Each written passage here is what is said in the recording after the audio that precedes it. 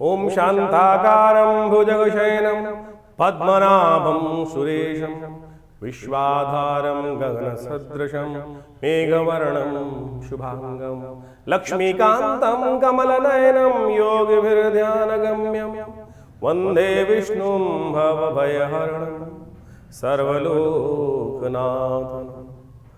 ओम सर्वमंगलमांगल्ये शिवे सर्वार्थसाधिके शरण्ये त्र्यंबके गौरी नारायणी नमोस्तुते।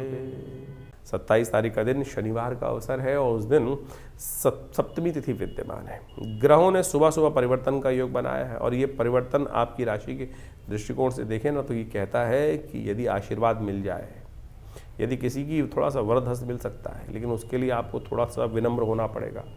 यदि विनम्र होकर समझते हुए चीज़ों को कार्य कर लोगे तो बस वारे न्यारे हो सकते हैं।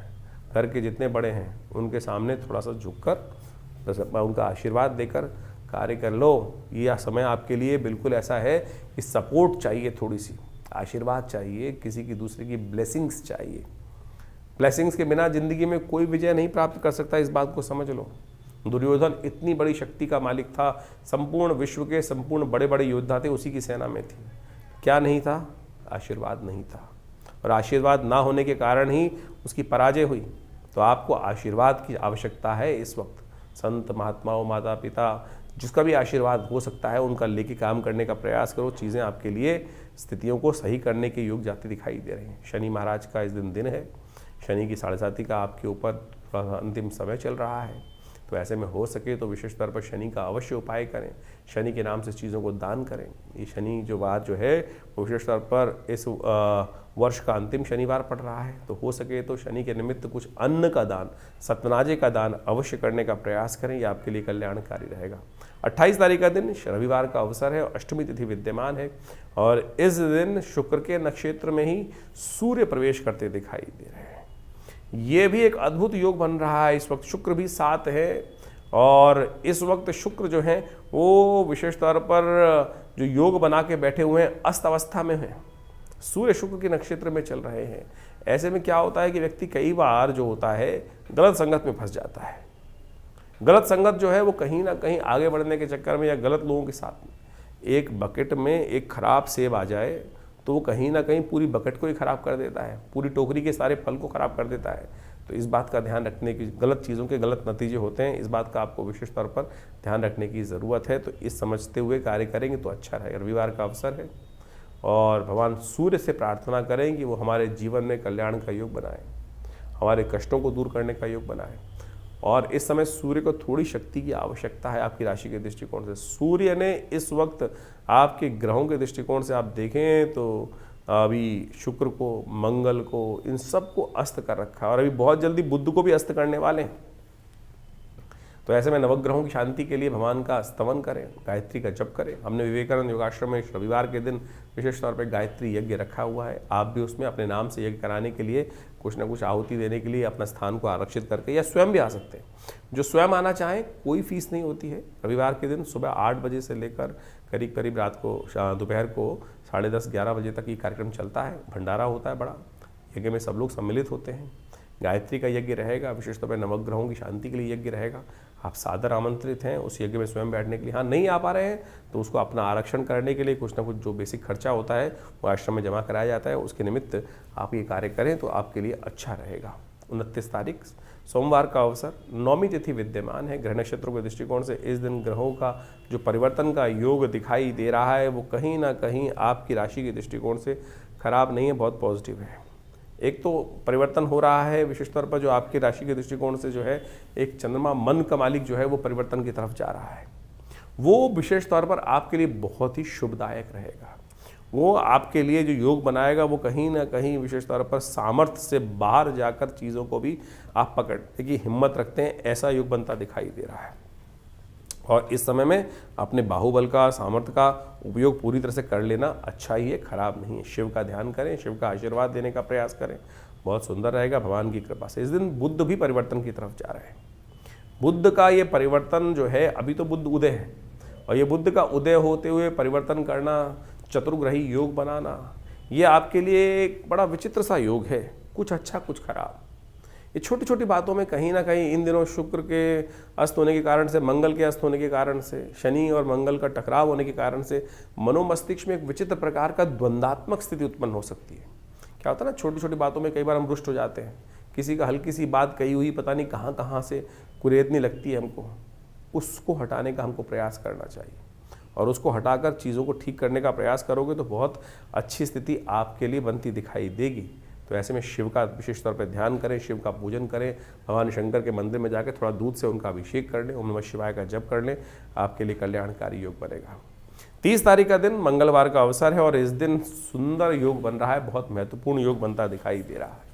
ये योग समझ लीजिए, दशमी तिथि के साथ साथ एकादशी तिथि का योग बन रहा है और ये एकादशी योग जो है बहुत ही महत्वपूर्ण है। पहले तो प्रभाव समझ लें, क्या कुछ ग्रहों का योगा योग आपके लिए बनता दिखाई दे रहा है। आपकी राशि के दृष्टिकोण से इस वक्त वर्ष का बिल्कुल समाप्ति काल आ चुका है वो, और इस समय में विशेष तौर पर ग्रहों का ये परिवर्तन जो है कुछ ना कुछ नई अपॉर्चुनिटीज, नई दोस्तों के साथ मुलाकात होने का योग भी बनता दिखाई दे रहा है। और आपकी राशि में हमें साफ दिखाई देता थोड़ा स्वार्थी बनना पड़ेगा। बहुत ज़्यादा उदारता दिखाने से कहीं ना कहीं चीज़ें आपके हाथ से निकल सकती हैं, तो थोड़ा सा टेढ़ी उंगली करने का प्रयास कीजिए। शुक्र इस वक्त अस्त अवस्था में जो बैठे हुए हैं वो थोड़ा सा डिप्लोमेसी का इस्तेमाल करने नहीं दे रहे हैं और डिप्लोमेसी कहीं ना कहीं आपकी जो बात है, मन की बात जो है बाहर आ जाती है और कहीं ना कहीं सामने वाला पकड़ लेता है। इसको ध्यान रखिएगा, अपने बहुत सारे रहस्यों को छुपा के रखने की ज़रूरत है इस वक्त। और ये जो है आपकी उदासीनता जो मन की है, वो जो सामने वाला व्यक्ति समझ लेता है कि थोड़ा सा हिम्मत हारा हुआ व्यक्ति दिखाई दे रहा है, तो ऐसी स्थिति बनती दिखाई दे रही है। इसको ठीक करने का प्रयास कर लीजिए। इस दिन खास उपाय है, उसको यदि कर लें, एकादशी है, इसका एक उपाय है ओम नमो भगवते वासुदेवाय, इस मंत्र का यथाउचित भाव से जप करना। तो ये अद्भुत रूप से जब व्यक्ति हार जाता है हिम्मत, तब ये उपाय ऐसा है कि कहीं ना कहीं रास्ता दे देता है। 30 तारीख के दिन जो विशेष योग बन रहा है वो समझ लीजिए 30 दिसंबर के दिन मंगलवार का अवसर है और इस दिन एकादशी का जो योग बन रहा है, ब्रह्म वैवर्त पुराण के अंदर एक अद्भुत योग लिखा है कि संतान एकादशी मानी जाती है इस दिन। जिनके जीवन में लोग व्यक्ति उम्मीद हार जाते हैं और उसके बाद कोई रास्ता दिखता नहीं है, तो कैसे उसके जीवन में हम कष्टों को दूर करने का योग बनाए। शास्त्र में कथा आती है कि एक राजा था, उनकी कोई संतान नहीं थी। वो संतान के चाह में क्या होता है, भटकता रहता, इधर उधर भटकता रहता है व्यक्ति। तो एक राजा था, वो भी भटक रहा था जगह जगह। एक बार भटकते भटकते समय निकल रहा था, काफ़ी दिन हो गए थे, संतान को कोई संत महात्मा मिल जाए, उनका आशीर्वाद किसी संत के बारे में उनको बताया गया था। तो जंगल में जाते जाते उस दिन बाई चांस क्या हुआ कि सुबह से लेकर शाम तक भोजन मिला नहीं और भयावह स्थिति। जंगल में अनेक अनेक प्रकार के विभिन्न जानवर, उनकी आवाज़ें भी आए। तो राजा थोड़ा डरा भी हुआ था। तो जब डरता है व्यक्ति क्या करता है, हरि नाम का स्मरण करता है, ओम नमो भगवते वासुदेवाय, ओम नमो नारायणाय, भगवान बचाओ, ऐसी स्थिति कर रहा था। मिल तो रहे नहीं जिनके पास जाना है। तो ये कथा जो पुराण में आती है, इसी चिंतन में उपवास रखते हुए बिना कुछ खाए पिए, अनायासी, कोई खाने को मिला नहीं तो ऐसे ही भटकते भटकते शाम को संत के दर्शन हुए, कहा जाता है। और उन संत ने सुंदर रूप से उस रहस्य को बताया कि भाई आज एकादशी है और एकादशी के दिन कहा जाता है जो व्रत रहता है, और इस एकादशी के दिन जो पौष मास के शुक्ल पक्ष की एकादशी होती है, तुमने अनायास ही भगवान का स्मरण, क्योंकि तुम जंगल में भटक रहे थे, भगवान का नाम का स्तवन भी चल रहा था साथ साथ, और उसके कारण से व्रत भी किया हुआ था। तो इस व्रत के प्रभाव से जो जिसकी आकांक्षा में तुम आए हो हमारे पास संतान की प्राप्ति के लिए, वो तुम्हारा व्रत अनायास ही हो गया। तो आने वाले समय में इस व्रत के प्रभाव से, भगवान की कृपा से तुमको संतान का सुंदर सौभाग्य मिलेगा। शास्त्र के दृष्टिकोण से कहा जाता है कि ये सुंदर आशीर्वाद इस स्थिति में ही निर्मित है। तो आपके जीवन में यदि कोई आकांक्षा है, संतान की आकांक्षा है, या जिससे आप हिम्मत हार चुके हैं, चीज़ें वो हो नहीं रही हैं, इस दिन व्रत करते हुए भगवान के नाम का स्तवन किया जाए और भगवान की कृपा से अद्भुत रूप से मनोरथ सिद्ध होने के योग बन जाते हैं। ये कथाएं शास्त्र में हैं, हम इनको टेस्टिमनीज की तौर पर देखना चाहिए और इस ग्रहों गणनाओं के अनुसार से साफ साफ दिखाई देता है। हमने विवेकानंद योगाश्रम में इस दिन सुंदर कार्य भी किया है। इस दिन विशेष तौर पर मंगलवार का अवसर पड़ रहा है, एकादशी तिथि का योग बन रहा है, तो हमने कहा क्यों ना वर्ष के अंतिम समय में सुंदर रूप से भगवान का सुंदर पाठ, सुंदरकांड का पाठ, हनुमान चालीसा का पाठ, भगवान का सुंदर यज्ञ, अवश्य करने का प्रयास किया जाए। तो हमने विवेकानंद योगाश्रम में इस दिन सुंदर यज्ञ की व्यवस्था रखी है, जिसमें सुंदरकांड का पाठ भी रहेगा, भगवान का स्तवन भी रहेगा। आप सब लोग सादर आमंत्रित हैं उस समय में भाग लेकर स्वयं रूप से अपने नाम से आरक्षित करके भगवान की कृपा से सुंदर योग बना सकते हैं। तो आप सब सादर आमंत्रित हैं इस कार्यक्रम में भाग लेने के लिए। तो कुंभ राशि वालों, 31 तारीख का दिन आपके लिए कैसा है? वर्ष का अंतिम दिवस है और बुधवार के दिन सुंदर योग बन रहा है, द्वादशी तिथि योग है और साथ साथ इस दिन चंद्रमा उच्च के होने जा रहे हैं। यदि आपकी राशि के दृष्टिकोण से देखा जाए तो ये कई प्रकार से आपके लिए नई उम्मीद लेकर आता दिखाई दे रहा है। लेकिन इस दिन जो बुध ग्रह हैं वो अस्त होने के भाव में जा रहे हैं। बुध के समेत यदि गणना की जाए तो इस वक्त आपकी राशि के दृष्टिकोण से देखा जाए तो 5 ग्रह अस्त अवस्था में है। शुक्र अस्त है, मंगल अस्त है, बुध अस्त है, राहु अस्त है, केतु अस्त है। तो 5 ग्रह कुंडली के आपकी राशि के दृष्टिकोण से अस्त अवस्था में चल रहे हैं। तो कई बार क्या होता है, अस्त अवस्था में जब ग्रह चल रहे होते हैं और आपकी राशि में लाभ वाले भाव में बैठकर इन ग्रहों ने विचित्र प्रकार की स्थिति बना दी है। तो जहाँ उम्मीद नहीं है वहाँ भी व्यक्ति को कई बार क्या होता है कि वहाँ से भी हतोत्साहित होना पड़ता है। लेकिन चिंता ना करें, समय बदलने वाला है। बृहस्पति भी इस वर्ष में, आने वाले वर्ष में उच्च के होने जा रहे हैं। बहुत कुछ परिवर्तन की तरफ जाएगा और ये परिवर्तन विशेष तौर पर कई प्रकार से आपकी जीवन में नया परिवर्तन करने के योग बनाता दिखाई दे रहा है। और ये सब कुछ नया लाने की तरफ जा रहा है। तो आपको इस समय में अच्छे से आगे बढ़ने का प्रयास करना चाहिए। हाँ, इस वक्त एक बात ध्यान रख लीजिएगा, शुक्र अस्त अवस्था में, मंगल अस्त अवस्था में और शनि की दृष्टि इन सब चीज़ों पे पड़ रही है।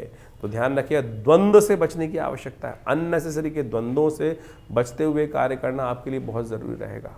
हो सके तो इस दिन विशेष तौर पर मंगल का मंत्र, हनुमान जी का पाठ, सुंदरकांड का पाठ या किसी भी रूप से कुछ हनुमान जी की कृपा प्राप्त करने का प्रयास आपको करना चाहिए। 31 दिसंबर को इस बार बड़ा सौभाग्य का योग बन रहा है।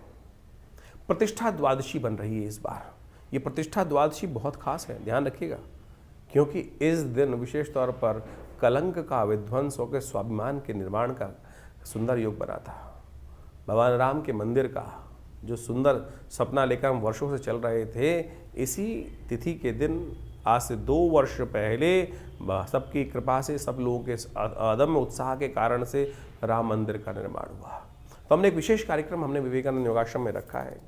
इस दिन हम सब जो भगवान के सेवक के रूप में काम करने का प्रयास करें, भगवान का स्तवन करने का प्रयास करें।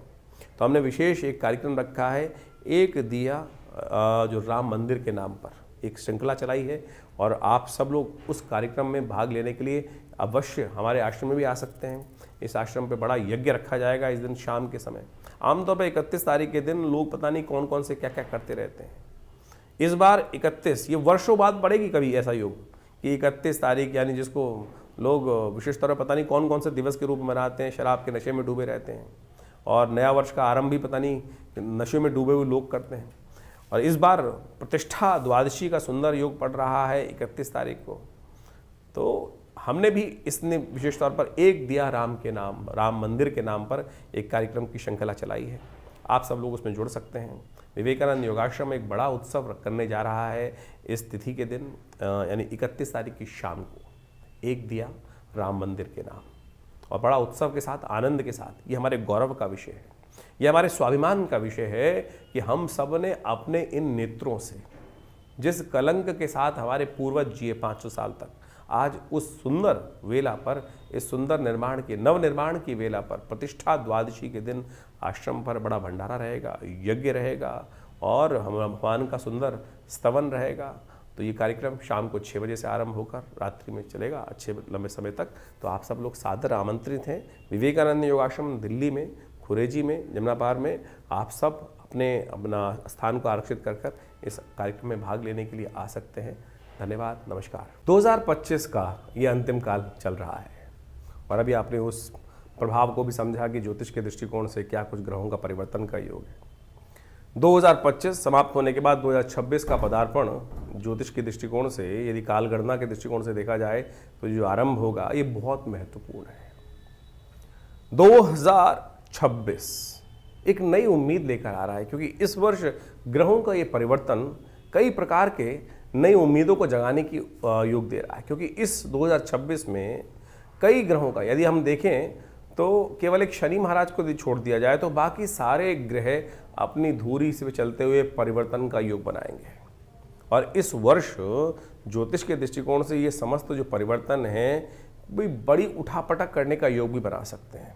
जिस काल का आपको वर्षों से इंतजार था, जी हाँ वर्षों से इंतजार था, वो परिवर्तन का समय अब 2026 है वो लेकर आता दिखाई दे रहा है। सूर्य का ये वर्ष माना जाएगा और सूर्य के वर्ष के अनुसार से जो ग्रह गणना विशेष तौर पर बना रही है वो नया एक उम्मीद का तारा उदय होता दिखाई दे रहा है।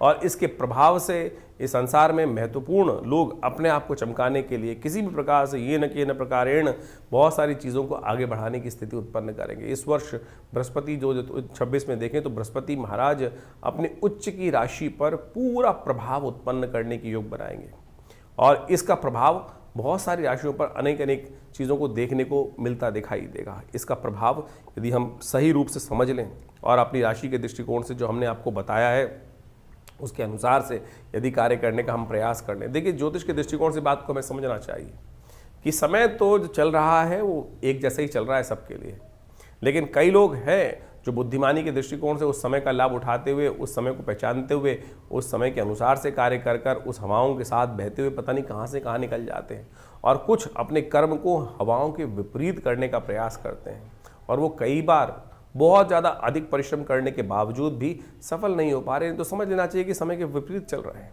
ज्योतिष यही समझाने का प्रयास करता है, तारों की गणना जो है, ग्रहों की गणना जो है वो यही समझाने का प्रयास करती है कि ये रुझाव, बहाव पानी का और जो समय का रुझाव है वो रुझान जो है वो किस तरफ जा रहा है और उस देश काल परिस्थिति को समझकर हम सही समय पर सही निर्णय ले लें तो यही सबसे बड़ा विशेष तौर पर प्रभाव समझना चाहिए। बहुत सारी प्रश्न हमारे पास समय समय पर आते रहते हैं। व्हाट्सएप के माध्यम से भी लोग अपने प्रश्नों को लगातार भेजते ही हैं। हम प्रयास करते हैं उन सब प्रश्नों का निदान समय तक पहुंचा दें, लेकिन एक विचित्र बात है कि बहुत सारे लोग प्रश्न आधे लिख के भेजते हैं। जब तक आप प्रश्न पूरा लिख के नहीं भेजेंगे तो जवाब कैसे दिया जाएगा। उसके साथ साथ भी बहुत सारी काल गणना ऐसी होती है कि जो राशि के दृष्टिकोण से, हम गोचर के दृष्टिकोण से ही हम यहाँ बता सकते हैं, लेकिन अगर गोचर के दृष्टिकोण से जैसा हमने आपके समय बताया कि बिल्कुल अच्छा चल रहा है लेकिन आपके साथ वो उसके उल्टा हो रहा है तो समझ लीजिए कहीं ना कहीं ग्रह गोचर की गणना जो है वो आपकी दशा, महादशा या आपकी कुंडली में जो इंटरनल समस्याएं हैं वो आपके जीवन में कुछ भयावह स्थिति उत्पन्न करती दिखाई दे रही हैं। उनका हमको इलाज करना पड़ेगा।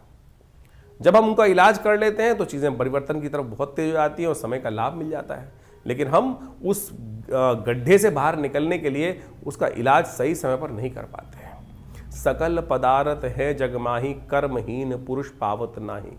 कर्महीन के साथ ये बात कर्म का सिद्धांत समझ लीजिए, सही दिशा में सही समय पर किया गया कर्म, तो वो समझते हुए कार्य कर लें तो आपके लिए बिल्कुल सब चीज़ें ठीक हो सकती हैं। यही ज्योतिष का लाभ है और कोशिश ये करें हम इस कार्यक्रम के माध्यम से आपके प्रश्नों का निदान जिस प्रकार से दे रहे हैं तो आप तुरंत इस 2025 तो जैसा निकला आगे आने वाला जो समय है ना उसको ठीक करने का हमको प्रयास करना चाहिए। 2026 बिल्कुल आरंभ काल में आ चुका है, शुरू हुआ चाहता है। हमने अपने इस चैनल के माध्यम से बहुत सारी गणनाओं को आपके समक्ष रख भी दिया है और उन सबको समय समय पर आपके इसलिए अवगत कराते भी रहते हैं। तो आप इन समस्त उपायों को कर कर अपने जीवन में अपने समय को और आनंद लेते हुए जीवन का, बड़े भाग्य मानुष तन पावा शास्त्र में कहा गया तुलसी बाबा ने कि बड़े भाग्य से मानुष तन मिलता है और उसमें ऐसे ही रोते बिलते थोड़ी निकालना है। उसको ठीक करने के लिए जो भी विज्ञान के तरीके हैं, बुद्धिमानी के तरीके हैं, जो अनुभव के तरीके हैं उनको अपनाकर हमको समय को ठीक करने का प्रयास करना चाहिए। और जो कर लेते हैं वो अपने को भी तार देते हैं और समय को भी ठीक कर लेते हैं और अपने परिवार को भी, समाज को भी कुछ ना कुछ लाभ देने का प्रयास कर लेते हैं। तो आइए जुड़िए हमारे इस चैनल के साथ और हम बहुत सारे कार्यक्रम समय समय पर करते रहते हैं। अभी आपको बताया ही है कि इस समय में बहुत सारे कार्यक्रम आश्रम की तरफ से समय समय पर रहेंगे, तो उनमें जुड़िए, माँ भगवती का आशीर्वाद लीजिए। जो नया वर्ष आ रहा है उसकी उम्मीद दिखाई देती है कि ये सूर्य का कांति का वर्ष है और बहुत तेज वाला वर्ष है और बहुत अद्भुत प्रकार से जीवन में परिवर्तन के योग लेकर आता दिखाई दे रहा है। आशा करते हैं कि आपके लिए भी बहुत सुखद रहेगा।